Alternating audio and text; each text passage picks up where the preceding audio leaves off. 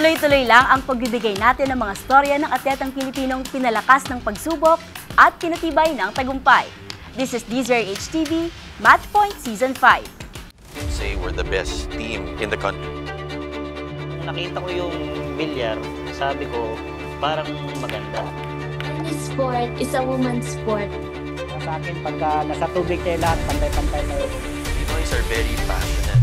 Pinalakas ng pagsubok at pinatibay ng tagumpay. Mas titindi pa ang paghahatid ng storya mula sa mga atletang Pilipino.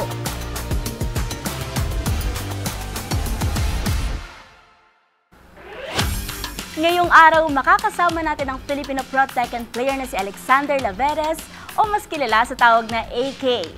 Hi AK, magandang araw. Welcome to Match Point. Batiin mo ating viewers muna. Hello po and welcome po sa viewers. Sana po mag-enjoy kayo sa interview na to. Okay AK, unang-una sa lahat, nag-meet na tayo before pero ngayon gusto kitang kumustahin. Kumusta, anong pinagkakabalahan mo ngayon after nung extra stint mo sa isang esports pa?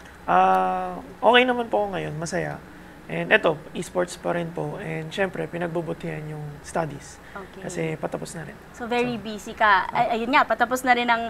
Ikaw, fourth year student ka na ngayon. Aba. Okay.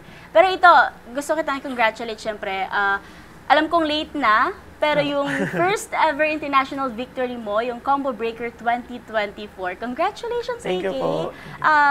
Pwede mo ba kaming kwentuhan, kung maalala mo pa, pwede mo bang balikan kung yung naging journey mo dun sa tournament na yon and kumusta? Kumusta yung buong championship journey mo? Yung journey ko po nun is sobrang ganda. Kasi syempre, malaking tournament po siya eh. And Yes. talagang wala. Parang first time ko rin po dun sa bansa na yun. And sobrang kakaiba yung experience. And medyo hindi ko naman po iniisip na talagang makakarating dun sa finals or mananalo. Ang nasa mindset ko lang po nun is, ibibigay ko lahat ko. And nung tournament na po, nung tournament itself, yung day na po, parang iba po yung pakiramdam ko nun. Hindi ko po ma-explain, pero iba yung feeling compared sa pagko-compete ko nung ibang tournaments din. And ayun, swerte kasi medyo smooth yung adventure simula nung sa groups, simula nung sa pools pa lang hanggat makaabot ng top 24. Kasi nung sa top 24, yun na yung time na doon na kayo magkikita ng mga ibang international players din. Ang naalala ko pa noon, ang top 24 ko is yung pinakamagaling sa Japan, so si Nobi, so kilala ng lahat talaga. And pinaghandaan ko po talaga yun bago kami magkita. And ayun, swerte rin kasi nakalagpas, tapos nakapasok ng top 8. Nung top 8, yun na yun eh, parang yun yung una mong goal kung nagko-compete ka is makapasok ka ng top 8. Pag nakapasok ka ng top 8, okay na yun eh. Parang achievement na. Okay.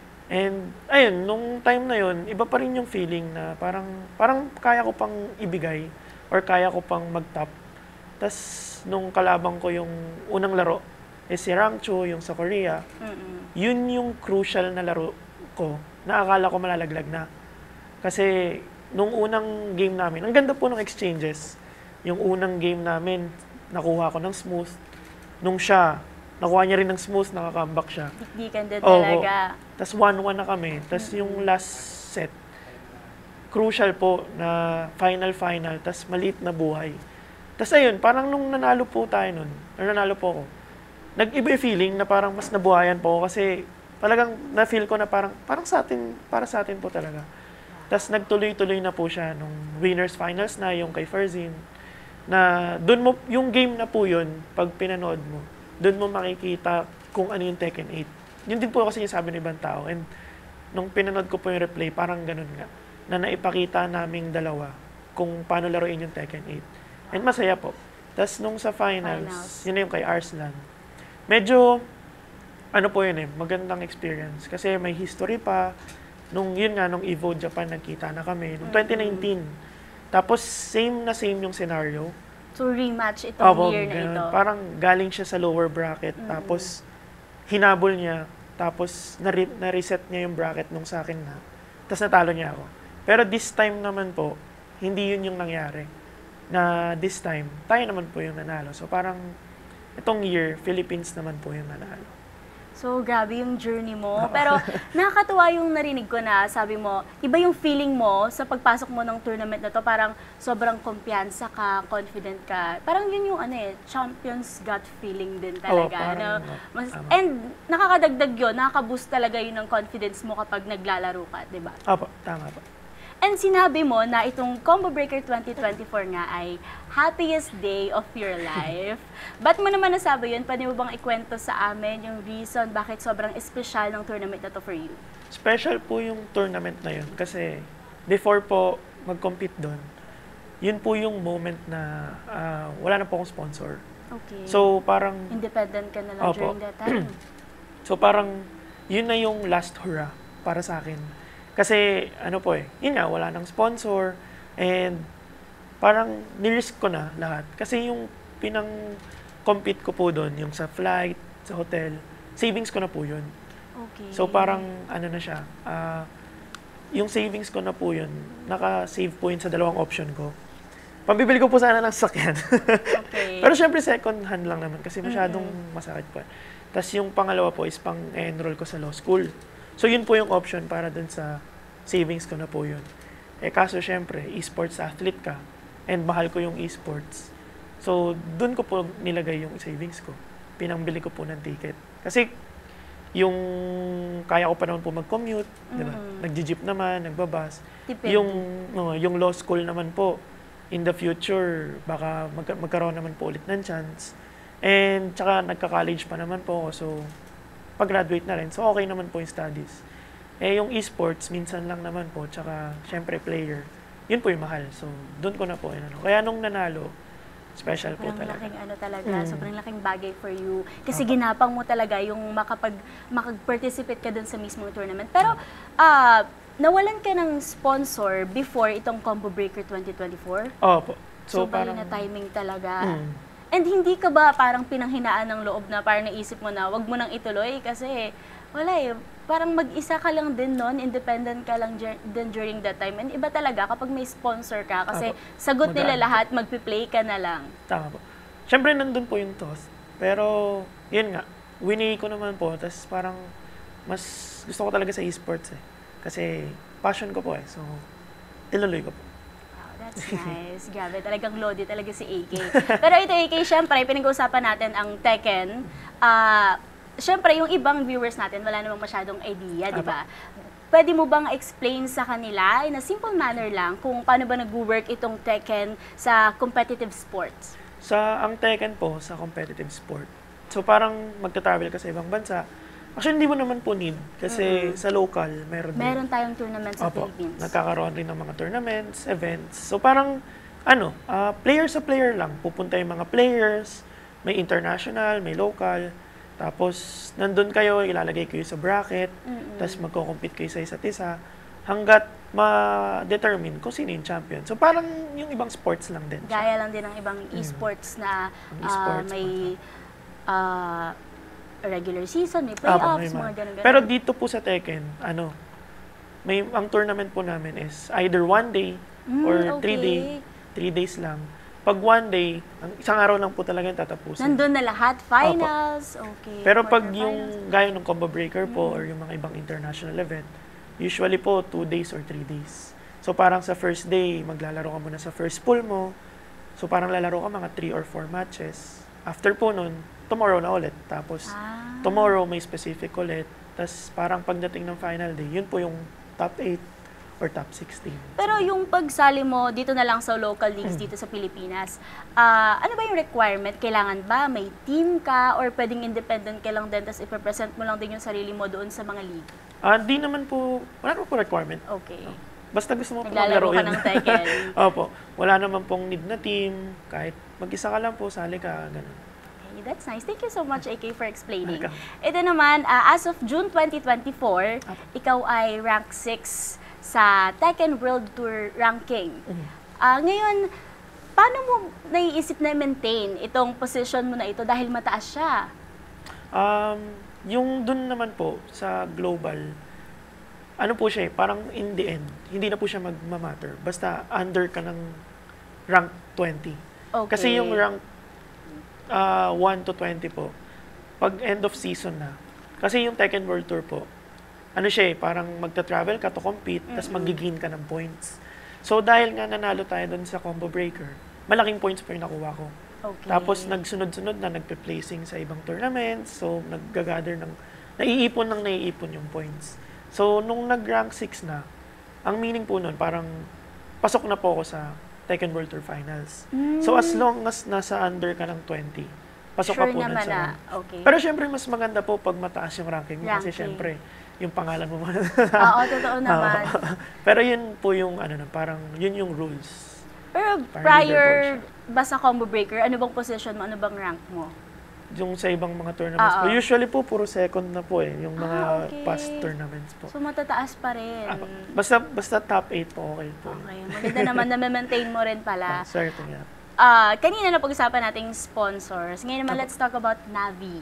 Okay, so pwede mo bang ikwento sa amin kung paano nag-work ito, paano nagbukas yung opportunity sa'yo na mapasali sa isang international na management gaya ng Navi? After po nung combo breaker, yun na po yung moment na lumapit yung mga yung mga sponsors. Okay. And si Navi po, yun po yung sobrang saya ko po nung lumapit sila sa akin. Kasi parang yun po yung moment na, yun nga yung gaya nung sabi ko, I have nothing na.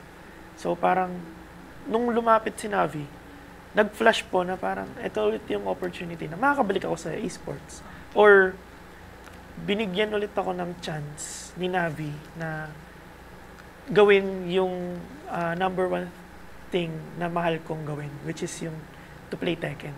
So parang yun, doon na nagtuloy-tuloy na po yun Tapos, ang maganda pa po, isa pa po sa maganda doon, sa Navi, na parang international org siya, pero hindi niya po ako nire-require na idalhin yung country nila. Kasi di ba usually, right. yung ibang games for ibang teams, sa ibang genre ng laro, Representative pag kinuha ka no? nila, ang gusto nila, dadalhin mo yung bansa nila. Yes. Or pag under ka ng team nila, ang re-represent mo yung bansa Country nila. nila. Sa Navi po, yun po yung isang maganda kasi hindi po nila ako na-require. Kaya talagang swerte po. Kasi Kumbaga na-handle ka lang nila, pero Apo. Team Philippines ka pa rin. binibigyan That's po nila nice. ako ng support, mga kailangan ko, tapos Philippines pa rin po yung dala ko. Kaya swerte po. Kasi pag yung sa ibang teams po na ganun, parang ano po ang sakit nun sa feeling na, kunyari makakalaro mo Philippines din, tas ibang bansa dala mo. So parang pag tinalo mo sila, parang nakakaiyak na Pero sa Navi, hindi po. Hindi ganun. Kaya, So, hinayaan ka nila saya po. talaga. Okay. Pero ito ba, paano ka ba nila in-approach? Parang may lumapit ba sa'yo from Navi? Ganun. Parang naging dynamics nung offer nila sa'yo? May lumapit po sa akin from Navi. So parang kinontak po nila ako sa social media. Kasi, syempre malayo po, hindi naman po makakapag-personal. So kinontak po sa social media. Chat-chat lang, ganon? Tapos call-call lang po, tapos yun lang. Doon na po nabuo Pero naging madali lang sa'yo natanggapin din talaga yung offer since it's Navi. Opo, yung Navi po kasi kilala natin as Tier 1 org po. Isa po sa pinakamagandang org sa ibang bansa, sa buong mundo. So parang nung nakikita ko na po na, tsaka follower rin po kasi ako ng Navi, like dati pa nung sa ibang games nila, nanonood na po. Kaya, ayun, nung nakita ko po yung Navi, Sobrang saya po sa feeling. laking opportunity. Yun ba yung reason kung bakit sinabi mo na second happiest day naman ng life mo ang pagsali sa Navi? Opo. Kasi Siyempre. first yung combo breaker, Combo then breaker. second day yung Navi. Wow, that's nice. Pero pwede mo bang ikwento sa amin kung paano naman ikaw natulungan ngayon ng Navi yung opportunities, paano kanila sinusupport sa iyong esports journey? Yung sa opportunity naman po, parang gaya po nung sabi ko kanina, binigyan po ako ng opportunity ni Navi na bumalik sa esports or bumalik sa Tekken, na binigyan nila ako ng opportunity to do the thing that I love, which is to play Tekken. And yung sa iba naman po na needs ko, kapag naglalaro, lahat po pinoprovide nila Actually, hindi lang po yung mga kailangan ko yung pinoprovide nila. Nagbibigay pa po sila ng extra na, kunyari, may bibigay ng mga merch, yung mga jacket na maganda. Favorite ko nga po yung suot, yung short, yung cap, may bag, may damit, lahat po binibigay nila. And first time ko po ma-experience yung ganun, kaya talagang ang sarap sa feeling. Na nandun na po ako sa point na I can't ask for more. Kaya talagang thank you po sa Navi. And sobrang deserve mo naman yun dahil sa lahat ng pinagdaanan mo. And ayun nga, naging independent ka pa sa last tournament mo. And of course, ito ng pag-usapan natin. Kasi ayang mga experience mo na yun, nagugat siya sa love mo for Tekken talaga. Opo. As an esports athlete. Ngayon, pwede ba nating ikwento, i-share man lang sa ating viewers kung bakit mo na AK ang iyong pangalan? Kaya po AK kasi nung bata po ko, hindi ko po ma-pronounce yung name ko. Alexander. Alexander po. AK lang. Tapos parang pag pinopronounce ko po, AK ako ng AK. Tsaka ang tawag po sa akin ng mama ko, parang ang tawag po nila sa Angel. Yun po dapat na magiging nickname ko. Okay. Tapos hindi ko po ma-pronounce. Kahit Angel. Opo, AK po ako ng AK. Basta kahit anong pangalan, AK. Parang, sige ako na lang masunod. Parang ganun yung AK parents ko. na Sige, ikaw masunod. AK na lang po yung tinawag sa akin. Tapos doon na po yun. So, Nabuo. even before, di ka pa naglalaro, AK na talaga. AK na So, po dinala talaga. mo na siya sa esports scene. Opo. Tsaka yun din yung ginamit ko na in-game name. Kasi syempre, sa esports, parang gusto kong makilala ng ibang player na AK yung pangalan. Okay. Kaya, And then, nabanggit mo na rin nung bata ka. Marirecall mo pa ba sa amin yung iyong Tekken Tag Tournament? Noong 4 years old ka pa lang. yung una ko pong tournament una ko pong Tekken na nilaro. Yes. Opo. Which is yung Tekken Tag Tournament 1. So parang, ang nag-introduce po kasi sa akin ng Tekken is yung tito ko. Okay. Tapos, pinakita niya po sa akin yung mga laro, lahat. Tapos, hindi ko po alam, pero nakaka-catch up po agad ako dun sa mga moves. Tapos, ang ganda po nung gameplay, ang ganda nung effects, ang ganda nung graphics, ang ganda nung mga nangyayari sa game. Tapos, parang kada character meron pa siyang mga story behind them. Yung favorite ko po nun, si Lo tsaka si Paul. Tapos sila mag-best friend po. So parang mas naano po ako sa kanila na. Anong reason bakit sila ang favorite mong Ayun po, character? nakita ko po ng mga best friend. Tapos parang, okay po to, baka may mas dagdag na damage pang parang ganun. So parang, yun po yung pinili ko sa kanila. Tapos, doon na po nagtuloy-tuloy yun na naglalaro na po ako sa arcade. Tapos may mga pumipila po sa arcade sa akin. Hindi ko rin po alam paano ako nananalo, pero ayun na po nag-start. So parang sa arcade lang talaga. May nakakalaban ka na. Po, meron na po mga ano. May time pa po nun na parang akala ng family ko, nawawala po ako. Kasi lola ko po nakakasama ko nun. Nakalimutan po yata nila na iniwan nila ako doon para Dun sa maglaro. arcade. Pagdating po nila doon, may mga nakapila na po, kaya hindi po ako nakakaalis. Tas yun na po Nakapila. next Para time. kalabanin ka. Anong reaksyon nila doon? Naggulat po sila kasi syempre parang 4 years old, tas bata, tas naglalaro po doon, tas pinipila. Talagang bata ka pala nakita na may future ka sa Tekken. Pero ito, what made you fall in love ba doon sa game? Siguro ano po, yung Tekken mismo, na parang pag nilalaro mo siya, iba yung feeling na may nakakalaro ka, aside from dun sa game itself, na in love ka na sa paglalaro.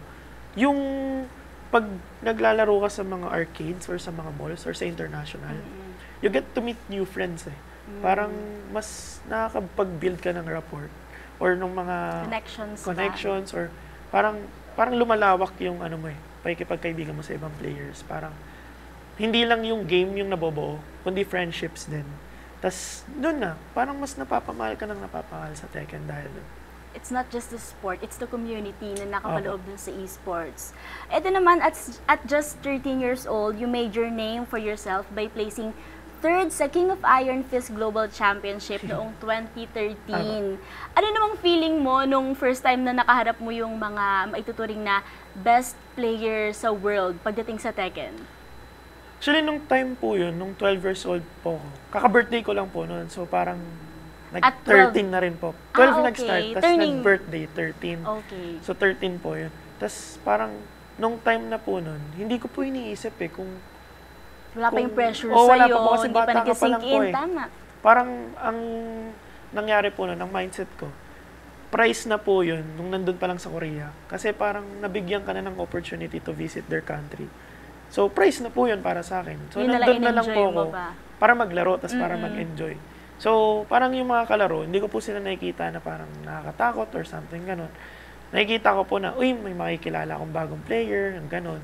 And memorable pa po yun. Hindi ko po makakalimutan yung tournament na yun. Kasi yun nga, birthday ko po noon. Yes. Tapos nung parang opening night po namin, lahat po ng players kumanta ng happy birthday, including si Harada-san. So parang binati po nila ako. Kaya hindi ko po makakalimutan yun. Kasi birthday ko po sa ibang bansa, tapos ang daming handa. Celebrate kayo.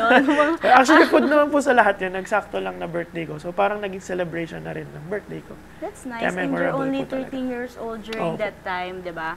Pero itong early success mo na to, sa tingin mo, paano siya naka-influence doon sa career na meron ka ngayon sa Tekken Esports? Siguro it's not about the success, but yung experience along the way. Okay. Kasi, yun nga, nung time na yun, nagkaroon ako ng opportunity, kami ng family ko, na ma-visit yung South Korea. And nagkaroon kami ng chance na ma-experience yung lamig na weather. Kasi dito sa atin, hindi mo ma-experience yun. Parang sobrang init. Oo nga. Tapos pagdating doon, ibang-iba kasi ang lamig, ang sarap maglakad. Kahit nga maglakad ka lang, hindi ka na mag-visit ng kung saan-saan. Sulit na po eh. Nararamdaman mo na yung Korean Opo, feels tapos talaga. parang yung experience ko na yun na nakapag-Japan, tapos nakapag-ibang bansa rin, bukod sa Japan, Korea. Parang yun yung nag-fuel pa sa akin na, ay gusto kong bumalik dito. Gusto kong bumalik sa Japan, gusto kong bumalik sa Korea. Gusto ko ulit ma-experience kung ano yung na-experience ko dati.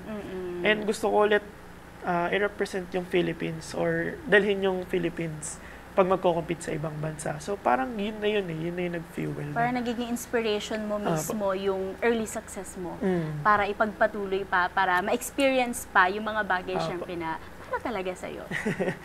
Ito AK, para po sa kalaman ng lahat, si AK ay 24 years old Apo. at nag-aaral siya sa De La Salle College of St. Benilde po. tinitake mo ang course na Business management po. Ito, business management, then esports athlete ka. So, pwede mo bang i-share sa amin kung paano mo nababalanse yung career mo sa parehas na field? Nababalance ko naman po siya kasi basta alam mo kung paano i-balance. Okay. Pero Paano yan? parang nakaset naman po sa akin kung ano yung mga kailangan kong gawin at kung ano yung kailangan kong unahin, yung mga ganong bagay po. So, tsaka sa Benilde po kasi, ang tinake ko po doon is, yun nga, business management. Under po siya ng career development program or para po sa mga working students. Okay. So, flexible naman flexible po yung schedule. And yung mga prof po, alam po nila na working student yung mga students nila. Or nandun kami kasi, yun nga, nag-aaral tapos nag-work at the same time. So yung mga prof, maintindihin po sila and considerate po sila. And parang, kunyari, may work ka po or may kailangan kang attendan, magpapaalam ka lang sa kanila, tapos bibigyan ka na lang po ng special ganto or ganto na lang gawin mo para makahabol ka. So kaya mas na-balance ko po yung pag-aaral tsaka yung so, bali, swak esports. naman din yung studies mo doon sa career mo ngayon. So, bali, sinabi mo na after graduation, ipupursue mo pa rin yung profession under ng esports. Meron ka na bang role or meron ka na bang profession na naiisip ngayon na interesado kang gawin after graduation? Actually, yung sa course ko po, tsaka yung sa esports, parang wala pong connect eh. Kaya Kasi exactly, gusto ko rin tanongin. Business management po, tas esports. Nagko-compete po ako, athlete po ako. So parang saan mo po i-connect yun? Pero nung tumagal na po, medyo nung nakakapunta po ako ng mga events, nakaka-attend po ako ng mga malaking events, maliliit na events, medyo nako-connect ko na po siya kung saan ako mapupunta after nung graduation and pag hindi na nagpe-player.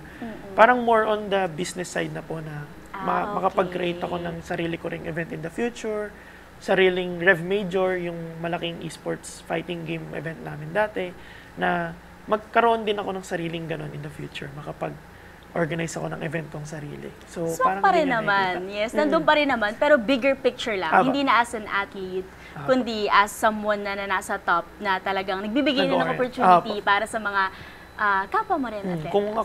Kung dati po, binigyan po nila ako ng opportunity, parang ako naman yung gusto ko naman magbigay ng opportunity para sa inyo. That's nice. And syempre, mas mapapakilala mo naman yung Tekken that way, di ba?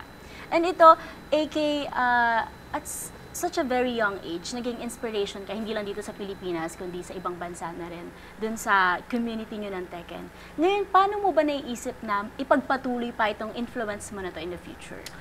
Siguro po sa yun nga po, yung magkaroon po ako ng chance na parang makapagawa ng mga events para dun sa mga para magkaroon ng opportunity yung mga players ma-expose or mapakita yung skills nila sa esports. And syempre, isa rin dun yung ako mismo na maging example. Sana maging magandang example para sa ibang players. That's nice. And para maging inspiration din na makamit din nila kung ano yung makamit ko, parang ganun po. So, yun. Pero ito bang inaay mo na esports event, nakakulong na ba siya sa Tekken or sa ibang esports pa? Siyempre pang lahatan po, para Okay. at least hindi lang po yung sa FGC or sa fighting game community. Masakop din po yung ibang bagay. Para, siyempre hindi lang naman po puro fighting game player yung nasa Philippines. Siyempre may iba rin po, ibang genre. So, mas maganda po pag mas marami. Speaking of, ano bang masasabi mo doon sa growing na mundo ng esports dito sa Pilipinas? Ang esports po sa Philippines is tuloy-tuloy yung pag-grow niya. Parang dati rin po. Kasi nung dati hindi pa po alam kung ano yung tawag sa esports. Yeah. Naabutan ko rin po yun na parang ano ba yung ginagawa namin? Parang ganun po And ngayon meron na esports na po yung tawag, and yung sa players, esports athlete na rin po yung tawag. Tsaka ngayon po, yung mga schools, meron na rin pong nagsusupport, nagtutournament, nag-event, tsaka may mga courses na rin po. So, parang tuloy-tuloy po yung pag-grow niya. And share ko na rin po, nung dati po kasi nung sa school ko, parang nung nanalo po ako nun, pinapunta po ako sa harap sa flag sem. Tapos yun po yung time na hindi pa po kilala yung esports. So parang kinongrats po ako, ganun, masaya lahat. Tapos bigla po sinabi na, congrats, pero wag niyo tutularan. Kasi nga, hindi pa po kilala yung esports. So parang tingin po ng iba na hindi pa po ganun kakilala. Pero ngayon, kilalang-kilala na po. And yun nga, may mga schools na nagsusupport. Saka mga bata, pinapangarap din talaga maging pro players sa esports. So parang nabago na po yun ng patagal. Nag-iiba na po yung vision ng mga tao sa esports. Anyway, yun po. Parang tuloy-tuloy po yung pag-grow. Kasi maganda po yung esports sa Philippines. Yes. And of course, to be specific, yung Tekken. Sa tingin mo, paano pa natin siya mas mapapakilala at mas masusuportahan dito sa Pilipinas? Marami pong mga players sa Philippines na hindi ganun kakilala. Or hindi ganun na-expose, pero magaling po. Siguro yun nga, yung support lang sa mga ibang teams na pwede silang masuportahan, na makapag-compete sila sa ibang bansa, and magkaroon sila ng opportunity na mapakita na yung sarili nila. Gaya nung pagtulong sa akin dati. So, yun, isa po yun. And syempre, yung more tournaments para sa Philippines. Kasi pag marami pong tournaments sa Philippines, mas mabubuhay yung community.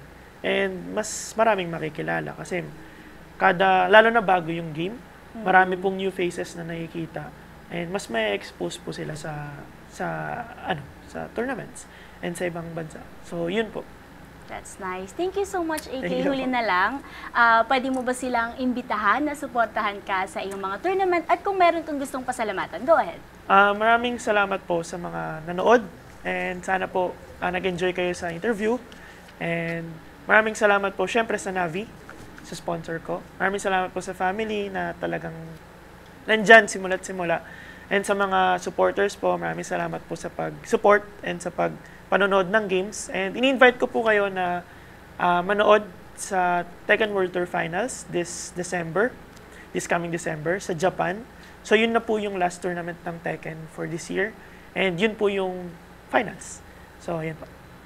Thank you so much, AK. Thank you rin po sa pag-invite. Maraming Thank salamat you. po. Maraming salamat sa pag-share mo sa amin ng iyong story. I'm Thank you sure po. marami kang na-inspire and syempre sana mag-meet pa tayo soon at meron kang upcoming tournament. Sana makakwentuhan kita ulit tungkol sa journey mo dyan naman sa tournament Thank you mo. po. Maraming Thank salamat. you po. Thank you Thank so you. much. And congrats. Good luck sa mga susunod mo pang laban. Salamat Thank you so po. much. Thank you po.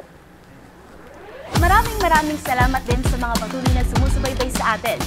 Ako po ang inyong host, Mili Borja, at magkita-kita tayong muli sa susunod na episode at samahan niyo kaming pasukin ang mundo ng sports dito sa DZRH TV Match Point.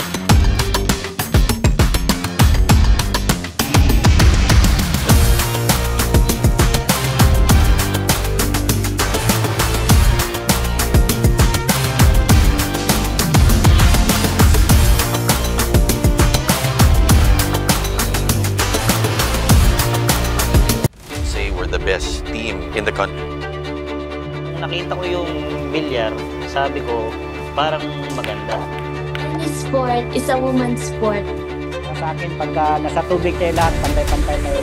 Pinoys are very passionate. Pinalakas ng pagsubok at pinatibay ng tagumpay. Mas titindi pa ang paghahatid ng storya mula sa mga atletang Pilipino